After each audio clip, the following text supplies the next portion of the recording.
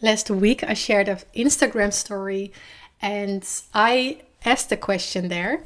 I asked, what comments have you received from people without a concussion? And there are so many responses, and I just want to share a few of them here. I will break it up in some parts because there were over, I think, 200 comments. I will not read them all here in this podcast, but I will share part one here. I already shared it on Instagram, but I know some people, they are only listening to my podcast or the other way around. So I will share them here too. And if you missed this post on Instagram, I can recommend to go to the post and read through all the comments.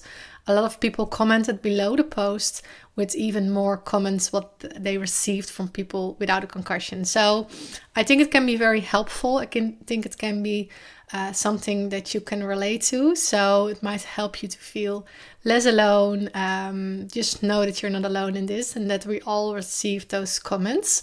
And one side note, those comments, of course, are there to help us. People, they share it maybe without wanting to be mean or something. I just share them because I know you might can relate to them. All right. The first comment, you are still not working. Must be nice. What do you do all day?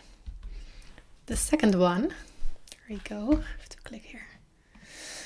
Oh, it's just your age. You're older now than when you got injured.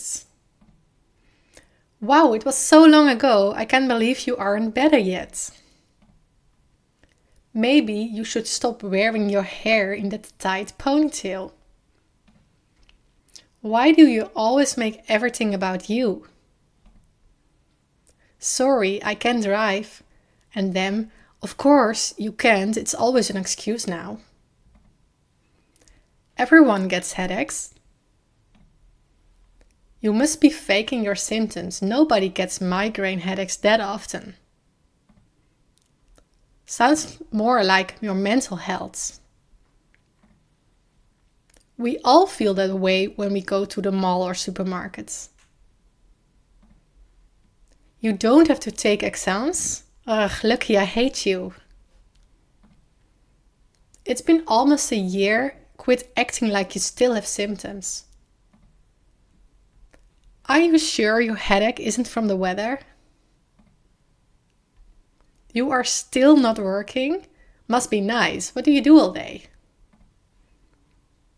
Enjoy this time off. You will never get this time again. Concussion symptoms don't last longer than a few days. Quit faking it. You should be fine by now. Concussions don't take this long to heal from. But you do so much. Why can't you work? Or all you do is have a holiday. Don't overreact. How long are you going to use that excuse? It's been 4 years. Alright, this is the first part. I know there are many other comments and I know many people are waiting for the second one. So I will quickly record a second part. I will share it on Instagram too. If you feel like, hey, I have a comment as well, respond below the post on Instagram or send me a message. I love to hear all of them. And I just hope that it just helped you to feel less alone in your recovery, because I think we're all in it together. So many people, they feel this way. They feel like the people around them, they don't get them. And the weird thing is that we all feel alone while we are with so many people.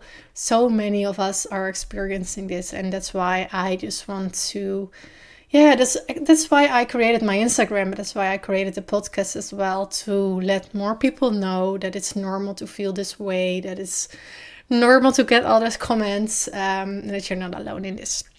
So, all right. So come back for part 2. It will be released soon.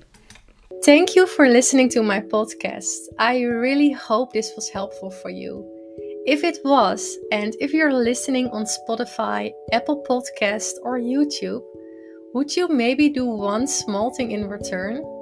Leave a short review or thumbs up on YouTube. The more reviews this podcast will get, the easier it is for other people to find this podcast and to feel less alone and lost in their journey. Oh, and one last thing. I would love it if you share a helpful episode on Instagram in a post or in a story and tag the concussion community in it. Or you can always send me a direct message.